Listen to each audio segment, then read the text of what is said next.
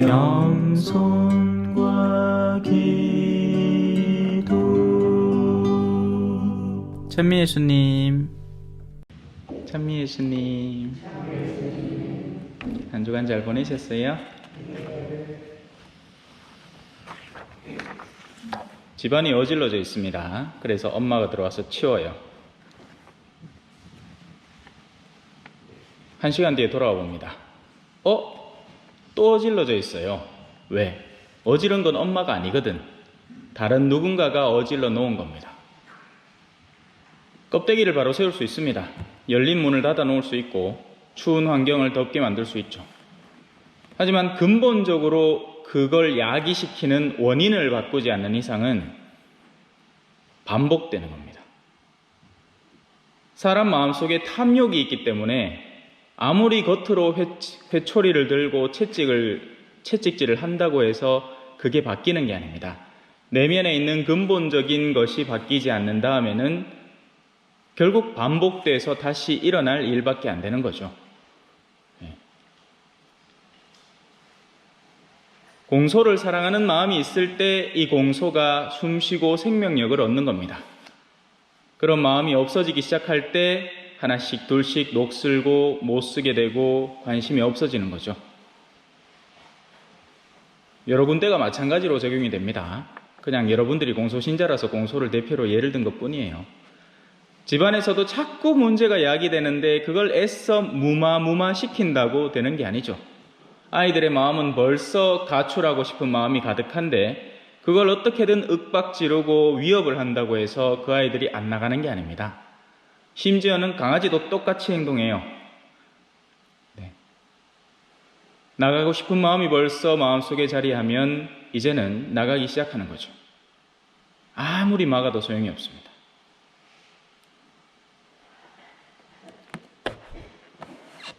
오늘 일독서는 바로 세움에 대한 이야기를 합니다. 그리고 그 최종 분별자는 세상의 그 누구가 아니라 하느님이라는 것을 이야기해요. 이게 무엇을 의미하느냐? 수많은 사람들은 서로 간의 눈치 때문에 일을 합니다. 저 사람이 나를 어떻게 볼까? 이것 때문에 이걸 할까 말까를 고민을 해요. 그러니까 세상 안에서 나를 쳐다보는 시선 때문에 그렇게 한다는 얘기예요. 서로 간의 결탁관계, 서로 간의 어떤 이 인맥, 그리고 넘사스럽다 하는 거 있잖아요. 아이고 동네 넘사스럽거라 내가 그런 걸 왜 안 믿고 뭐 이런 거 있잖아요. 이게 다 사람들의 시선 때문에 그렇게 하는 겁니다. 그리고 심지어는 이런 일도 벌어지는 겁니다. 어떤 형제님은 자기 가족을 사랑해요. 그래서 아내를 사랑합니다. 헌데 그런 말을 친구들 사이에 가서 이야기를 하면 에이가 공처가 어세 세상 누가 그래 사노 하니까 자신의 아내를 사랑하는 그 마음을 드러내는 것이 자기들의 친구, 술 친구들 그 천박하고 더러운 모임 속에서는 나쁜 일로 변모하는 겁니다. 이해가 되십니까? 그러니 이 사람은 원래 그렇게 해야 마땅한 일을 내버려 두고 친구들의 만족감을 주기 위해서 평소에 먹지도 못하는 술을 이만큼 먹고 집에 들어와서 다음 날까지 괴로워하는 겁니다. 이런 멍청한 일들이 소위 말하는 권력가들 사이에서 이루어지는 겁니다. 여기 계신 분들은 제가 분위기를 잘 몰라 모르겠는데 보통 보면 우리 어르신들 맨날 첫날 그 TV 틀어놓고 정치 보면서 이놈의 시키 저놈의 시키 계사잖아요. 극할 필요가 아무것도 없습니다. 그들은 그들의 균형감 관계, 계산 속에서 모든 일을 정리하고 처리하는 것 뿐입니다. 그러니 우리 신앙인의 마음을 거기에 둔다는 것 자체가 어리석은 일이 되는 거죠. 그렇다고 해서 정치에 아무 관심을 갖지 말라는 건 아니에요. 필요하면 투표도 해야 되고요. 대통령을 누구를 꼽을까? 누구의 정책이 더 합리적인가? 이런 것들을 잘 살펴볼 필요는 있습니다만은 그래 안 하죠. 내 저 사람 안다 하고는 그냥 갖다 찍어봅니다. 그죠? 예. 저 색깔 내 좋아하는 색깔이다 하고는 갖다 찍어보여. 옛날엔 빨개 하다가 이제 또 빨간색이 좋아지고 아이고 요즘 나이가 드니까 빨간색이 좋아져요 하고 채불함도 하고 하죠. 그죠? 죄송합니다. 날씨가 많이 추워졌다 그지요? 그래 여러분 얼굴에 웃음기도 같이 사라진다. 어쩌겠노. 너희의 권력은 주님께서 주셨고 통치권은 지극히 높으신 분께서 주셨다. 그분께서 너희가 하는 일들을 점검하시고 너희의 계획들을 검열하신다. 이것이 성경이 우리에게 일깨우는 바입니다. 누군가가 나를 쳐다보기 때문에 그 일을 하는 것이 아니라 하느님이 항상 나를 알아주시기에 묵묵히 걸어가는 그 길이 되어야 하는 것입니다.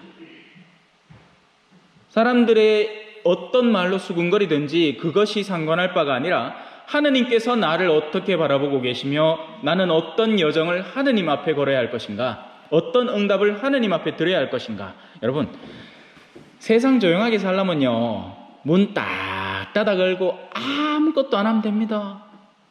그럼 조용해요. 그저 배고프면 나와갖고 가마솥에 불 피워가 밥이나 한 그릇 해먹고 다시 방 안에 들어가면 됩니다. 그래서 하는 사람들이 있죠. 누구예요? 저 절간 스님들. 그러니 그분들은 고통에서 해방된다는 이야기도 할 수 있고 하는 거예요. 그런데 우리가 그럴 수 있습니까? 우리는 신앙인이고 그리스도인이고 현세와 함께 살아가는 이들이기 때문에 단절되고 고립되어서 살아갈 수는 없는 노릇이에요. 봉쇄수도원에 들어가지 않는 이상. 근데 요새는 그것도 아니더라. 봉쇄수도원에 들어가도 사람들이 야정마다 찾아오고 막 엄한 것 갖고 물어봤었고, 요새는 또 막 사람들이 내면이 더 무너져 있기 때문에 오히려 더 그런 데를 찾아가서 막 신문인 수녀님들한테 면담하고 그렇게 썼습니다. 그러면 이제 그 수녀님들 마음도 같이 시끌시끌해지는 거지.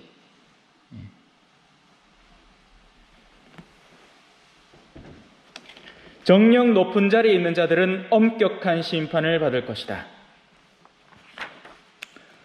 자, 이제 복음으로 들어와 볼까요? 오늘 복음에는 나병 환자가 등장을 합니다. 그렇죠. 세상과 소외되어서 단절된 느낌으로 살아가는 이들이죠. 그래서 그들은 하루빨리 그 병의 치유의 가능성을 찾고 그것이 조금이라도 해소되기를 바랄 것이 분명합니다. 그죠?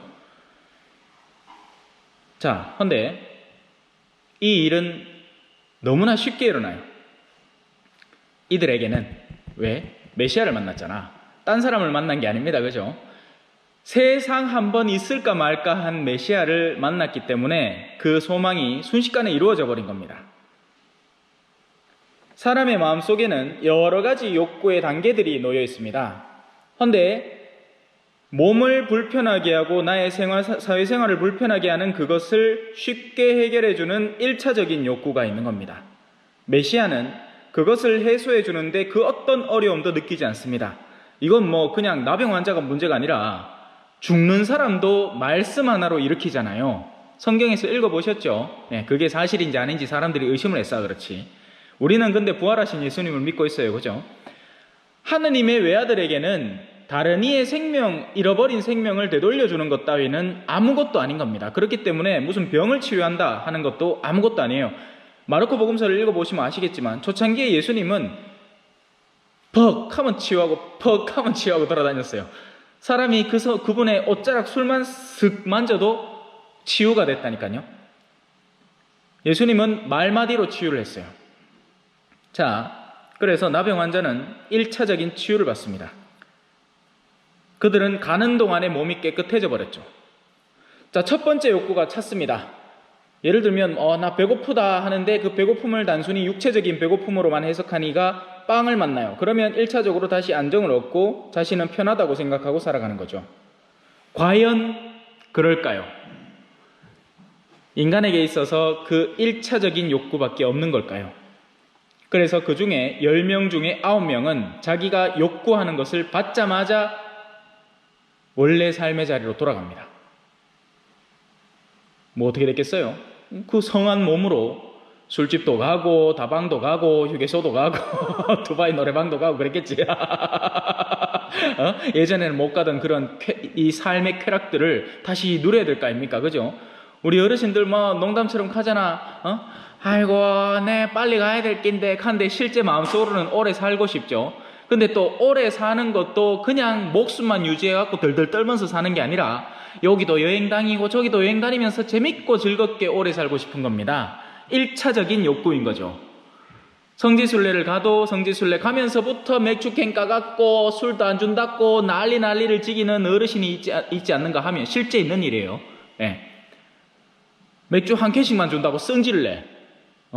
그래, 옆 사람 끝까지 안 먹는 자매님들 끝까지 빼들어갖고 지가 다 먹고는 술 째리뽕 돼갖고는 성지가 갖고는 겐세이 지기는 기라. 어처구니 없죠. 예.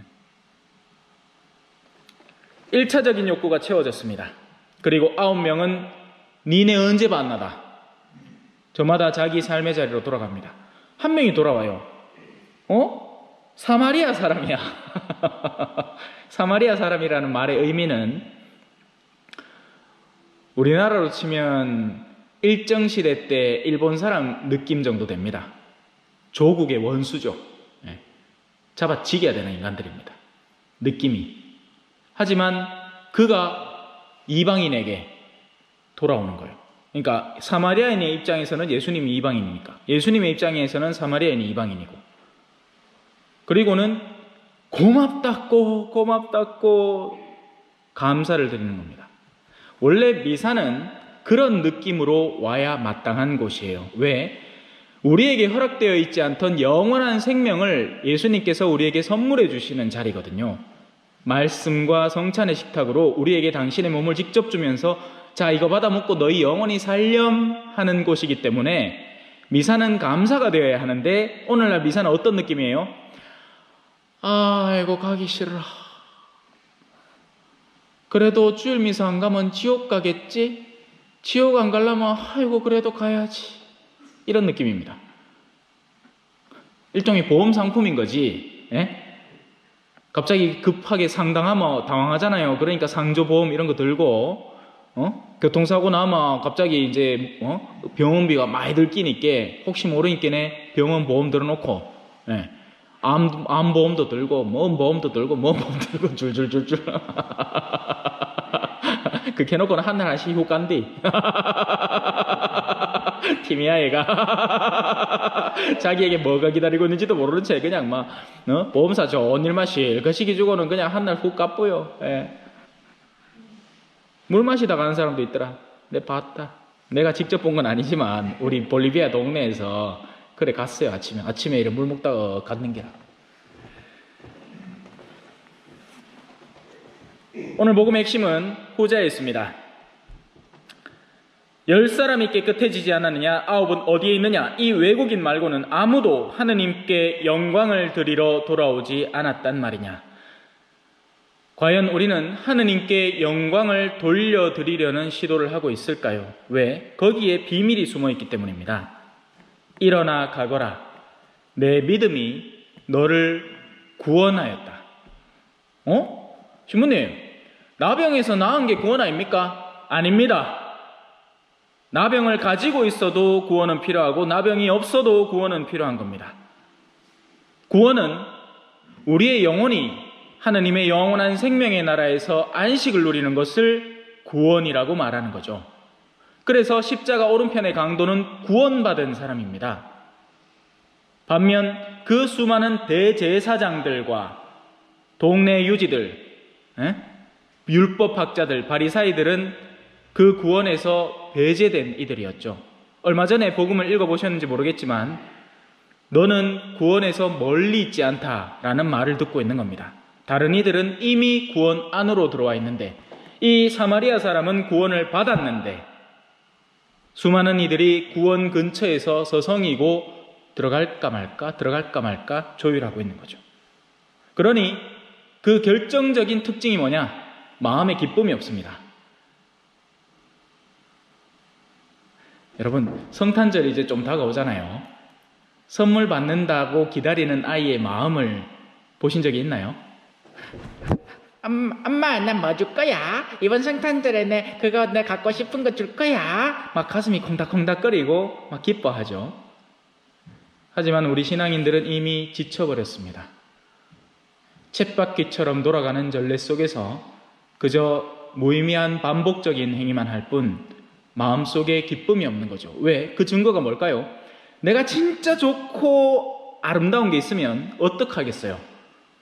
못 전 애가 안달입니다. 여러분 화장품 좋은 거 한번 써봤어요? 엄마, 야구는 있기는 와 이래 보들보들하노. 야야야야 로사야 여 와봐라. 요거 있나? 요 내 어제 내 샀는데 내한테 사라 해갖고 그 판매원이 와갖고 샀는데 어머 얘 봐라 내 피부가 한 10년 안 젊어지나. 써보고 좋으면 미친 듯이 광고하는 요즘입니다. 하지만 신앙을 그런 기쁨으로 전해본 적이 있습니까?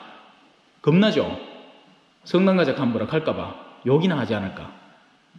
그러니 그것으로서 우리의 구원의 자리가 설정되고 있는 겁니다. 정말 좋은 것이면 내 마음이 설레고 기쁠 거기 때문이죠. 그 어떤 어려움이 찾아와도, 그 어떤 난관이 찾아와도 주님 안에서 내 마음은 쉬는 겁니다.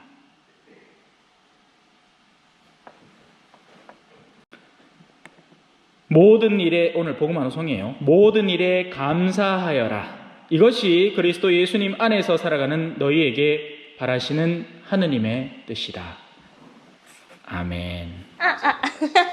찬미 예수님, 겸손과 기도.